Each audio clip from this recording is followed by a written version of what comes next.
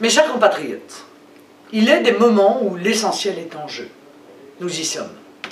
Je veux parler de ce qui fonde une démocratie, de ce qui fonde notre République, la liberté d'expression et nos libertés publiques. L'affaire Dieudonné, totalement instrumentalisée par Manuel Valls pour détourner l'attention des Français des vrais problèmes, du vrai débat politique et de son lamentable bilan ministériel, n'est qu'un des nombreux symptômes d'une offensive actuellement en cours contre nos libertés publiques. Dans cette affaire d'abord, où le débat a été porté par le système politique et médiatique à un niveau d'hystérie rarement atteint, on a poussé les Français au chantage. Soit vous acceptez l'interdiction a priori des spectacles, c'est-à-dire la censure pure et simple, soit vous êtes raciste et antisémite. Et pourtant, jusqu'ici, la tradition républicaine et notre droit évitaient clairement cette alternative mensongère et idiote, en protégeant la liberté d'expression comme un droit sacré, tout en appliquant a posteriori des lois contre l'injure, la diffamation ou les appels à la haine, à la violence. Je rappelle l'article 11 de la Déclaration des droits de l'homme et du citoyen de 1789.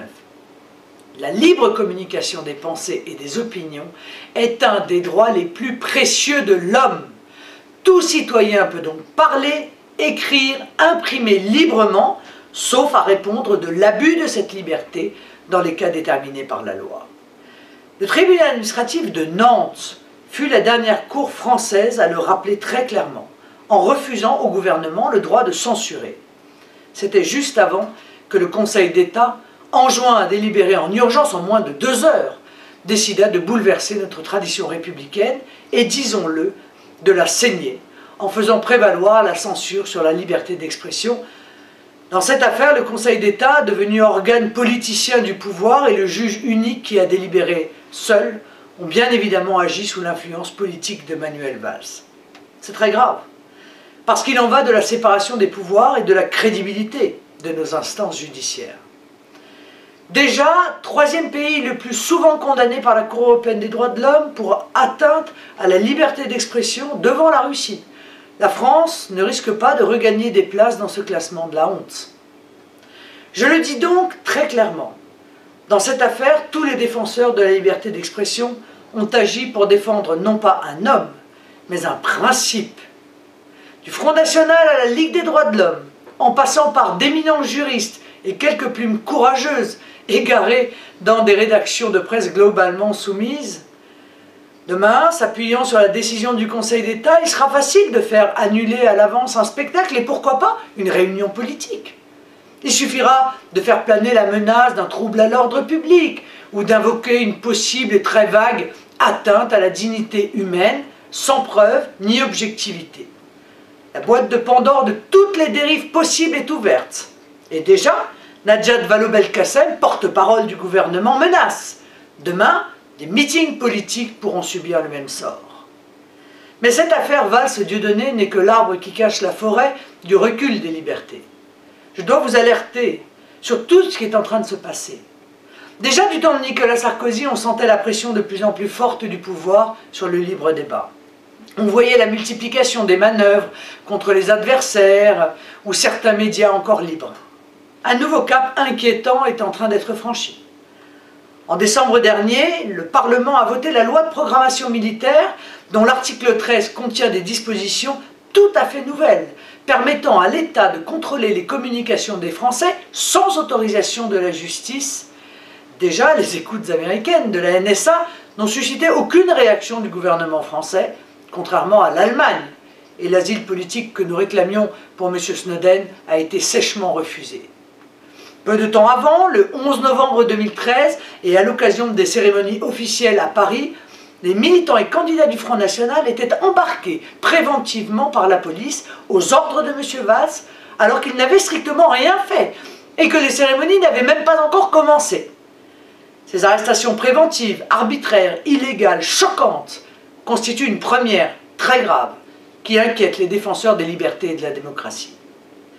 Les exemples de harcèlement antidémocratique se multiplient, comme à Gonesse, où nos jeunes militants, Mohamed Boudia et Julien Vermignon, membres du conseil municipal de la jeunesse, sont victimes de terribles pressions de la part de la mairie socialiste parce qu'ils sont militants patriotes du Front National Rassemblement Bleu Marine. Cette ambiance anti-républicaine se concentre aujourd'hui contre Internet. cet espace de liberté que j'ai toujours défendu avec passion et énergie. Il est aujourd'hui dans le collimateur du pouvoir. En témoigne le rapport Lescure, qui demande pratiquement la mise sous tutelle du CSA des sites de partage de vidéos YouTube et Dailymotion. Les déclarations anti-Internet se multiplient dans la bouche de la ministre de la Culture, Aurélie Filippetti, comme dans celle de Manuel Valls ou d'autres élus PS et UMP. La Commission européenne elle-même cherche régulièrement à faire ressurgir des accords internationaux de type ACTA pour museler la toile. Toujours sous prétexte de la morale, mais en réalité pour faire taire les opposants à un système qui devient d'autant plus agressif qu'il est désavoué par les peuples. Dans certains médias, on suit ce mouvement liberticide au lieu de le freiner, de le dévoiler. Des voix médiatiques comme Christophe Barbier, par exemple, demandent le contrôle d'Internet, je cite, comme en Chine. Où va-t-on? Est-ce que c'est cela la France? La patrie des Lumières et des droits de l'homme? Demain, filtrera-t-on Internet comme en Chine, justement? Interdira-t-on progressivement les réunions politiques des partis qui gênent le déploiement du projet européiste, mondialiste et antinational de l'UMPS? Fera-t-on du patriotisme un crime? Parce que c'est bien de cela dont il s'agit. Le système se durcit et bafoue de plus en plus ouvertement les libertés publiques et la démocratie parce qu'il panique. Il se sait finissant, menacé, rejeté, remis en cause par les peuples qui ont compris la supercherie de la fausse alternance gauche-droite, destinée à masquer l'application d'une politique toujours identique et toujours aussi désastreuse et injuste. Le système ne convainc plus, alors il tente d'imposer, de sommer, de forcer. Manuel Valls est l'un des artisans les plus zélés et les plus haineux de cette offensive générale contre les libertés publiques. Affaibli par un très mauvais bilan en matière de sécurité et d'immigration, il multiplie les provocations agressives. À ce titre, il ne doit plus être considéré comme un simple adversaire politique, mais comme un adversaire de nos libertés, face auquel tous les Français doivent être extrêmement vigilants. Cet homme donne le sentiment à un nombre croissant de nos compatriotes de ne pas avoir de limites, d'avoir bien peu d'éthique et de morale, d'être capable de tout, je dis bien de tout, pour assouvir son ambition personnelle, celle de remplacer François Hollande en 2017 et de se maintenir le plus longtemps possible en poste. Je demande solennellement au président de la République de prendre devant les Français, et sans tarder, des engagements très forts pour nos libertés publiques. Résolument, face à une UMPS qui enchaîne peu à peu le peuple de France, je suis du camp des libertés. Je garantirai à chaque Français le respect et le recouvrement de ses libertés individuelles et de nos grandes libertés publiques. Les libertés numériques seront sacralisées dans notre Constitution. La liberté d'expression reconquise et défendue avec ardeur.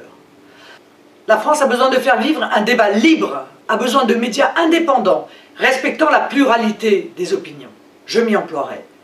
Je lutterai contre les conflits d'intérêts, je garantirai la stricte séparation des pouvoirs. Unis, les Français sont invincibles. Soyez unis, rassemblés. Les temps qui viennent risquent d'être troublés. Mais si la France est fidèle à elle-même, elle vaincra ce système hargneux et en sortira beaucoup plus forte.